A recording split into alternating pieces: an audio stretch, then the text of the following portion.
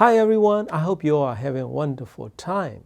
Today is time to share my experience of using this VM amplifier, streaming amplifier, using in my system and trying with a few different speakers. So this one retail for $299 that you can have right now, and it features 60 watts at 8 ohm power output and 120 watts at 4 ohm using Texas Instrument TPA3255 chip inside. So Class D amplifier chip. That is, I think, a single rail half bridge design like most of the affordable Class D amp design. So this one featuring that chip inside along with ESS 9018 Saber chip for digital to analog conversion. This one can only do PCM streaming, so I just want to let you know. This one is fully aluminum shell. Bottom cover is made of plastic with the air vents on the side and the back, but inside there is solid aluminum plate with built-in heat sinks on it with a bunch of heat sinks inside as well for temperature control. Originally, when I received it, the idle power supply noise is very noticeable. It's about 40 dB noise that I could hear. But after these software updates, now probably down to like little over 30 dB range. So you will not hear it from your seating position. So when I look at it inside, there's a bunch of temperature control heat sinks in there.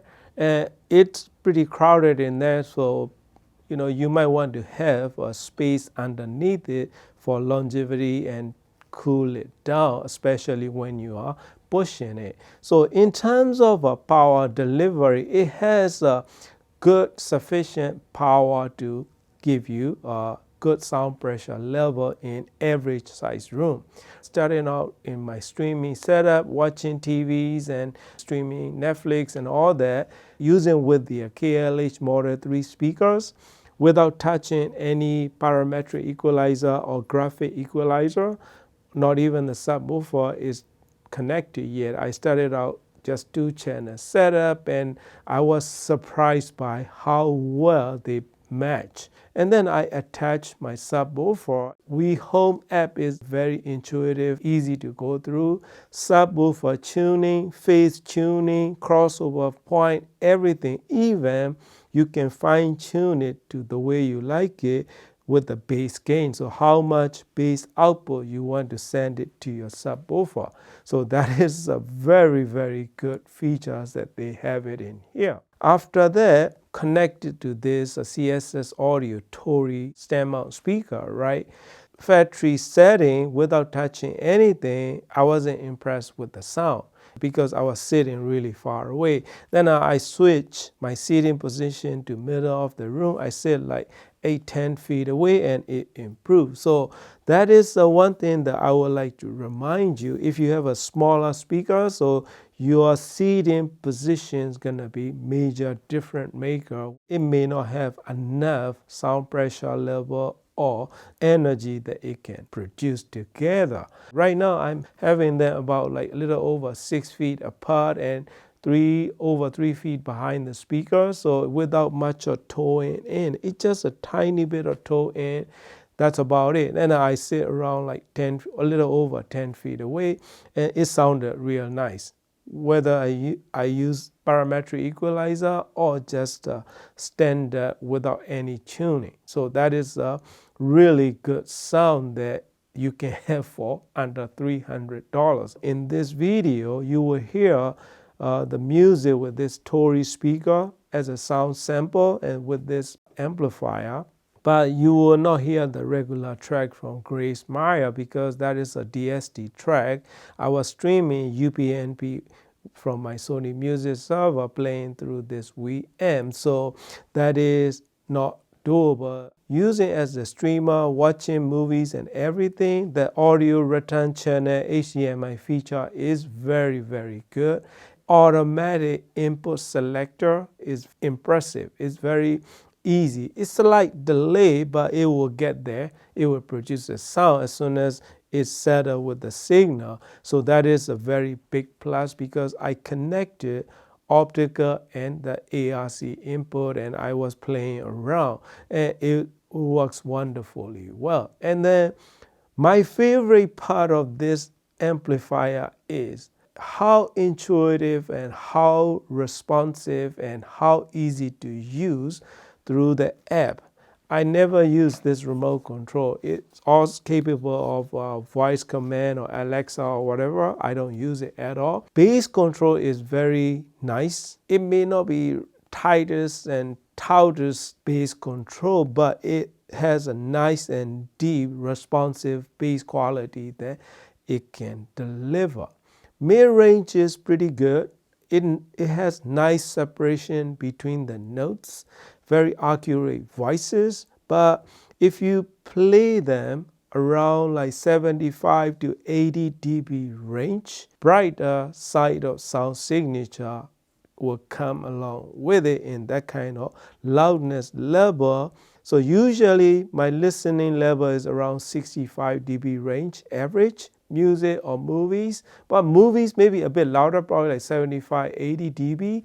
But when I'm auditioning, I try a few different levels. I try to push it. So when I started with this S1EX Towers without parametric equalizer, it's dead. I mean, sound is so congested and flat. So I wasn't enjoying it. Then I started playing around. Here's a parametric equalizer that I play around. So a little downside is it's only have 4 band for the parametric equalizer. So if they have at least like standard 10 bands will be really nice. I can fine tune it to the way I like it, because as soon as I touch the parametric equalizer, when I start playing around, it's very responsive to whatever the point that you choose to set. That is totally, I mean, one of those very impressive features that this little amplifier come with it. And I play around and I settle with that, you will see here or here that parametric equalizer setting.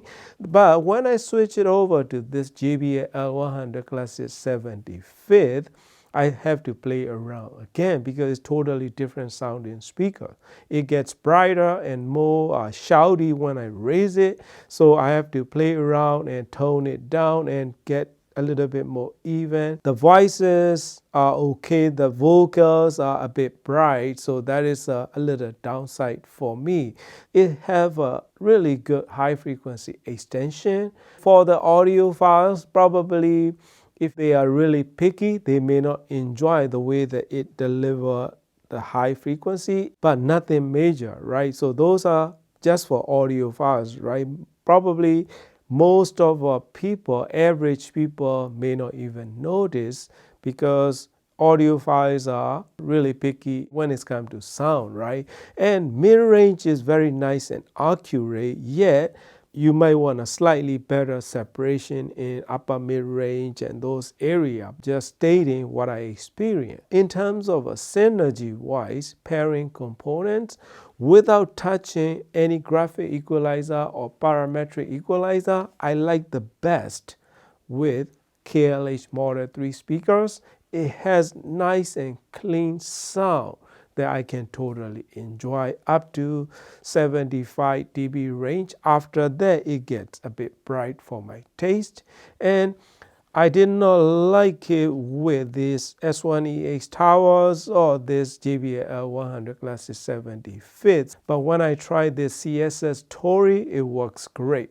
That's why you will hear in this video the sound sample connected with Mogami W3082 speaker wires without any tuning, the standard factory setting. In terms of sound quality, $299, as good as it can get. So when I attach the external USB storage drive, it works great. If you use analog input, they will have an ADC there, then a DAC, and the power stage. So that's a few steps there. So probably that's why the overall noise floor is not that great if you are using RCA input. Pretty much same as V and Pro kind of performance when it comes to the RCA input, all the digital inputs and wireless streaming and UPnP playback, everything works great. If you have a Wii M Pro or Ultra or those streaming devices, you can get any amplifiers. Benefit of going with this Wii M amplifier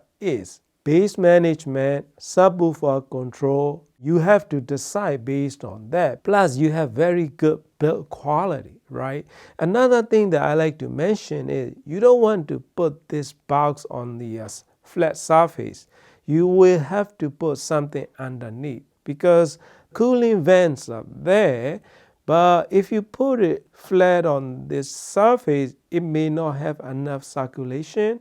So to help reduce the operation temperature, it doesn't have to be isolation footers or anything like that. Just put some sort of spacer like 1 inch, then it will help in long run and it will make it run it more efficiently. And also I attach a ferrite core on the power cable just to reduce the noise a little bit more.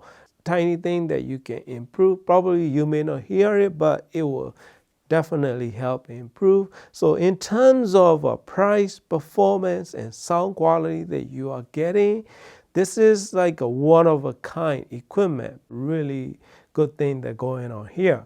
Perfectly executed design with features and functions and everything that you can have for under $300 is unheard of. So I can wholeheartedly recommend you to try it. Very good amplifier and streamer that you can have in one box. That's it, my friend. That is my experience. Thank you for watching and happy listening.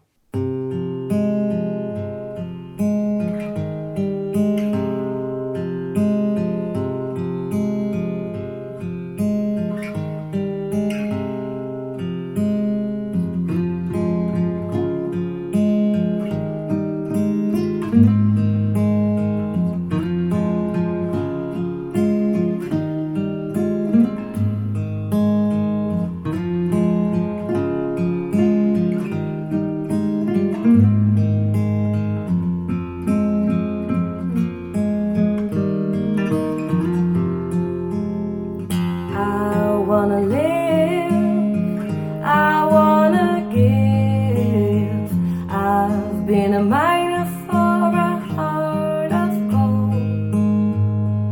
It's these expressions that never give that keeps me searching for a heart of gold. And I'm getting old.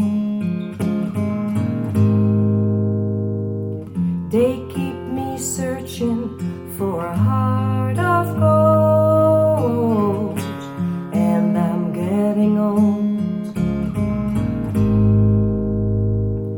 I've been to Hollywood, I've been to Redwood, I've crossed the ocean for a heart of gold. I've been in my mind, it's such a fine line that keeps me searching for a heart of gold. And I'm getting old.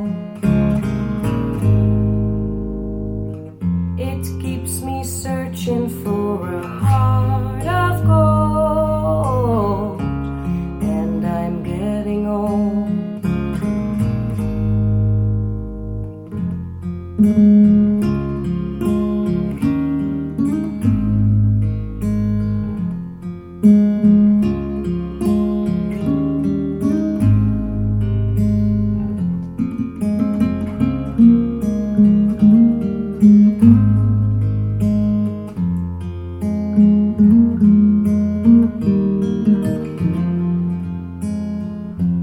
Keeps me searching for a heart of gold. Keeps me searching and I'm growing old. Keeps me searching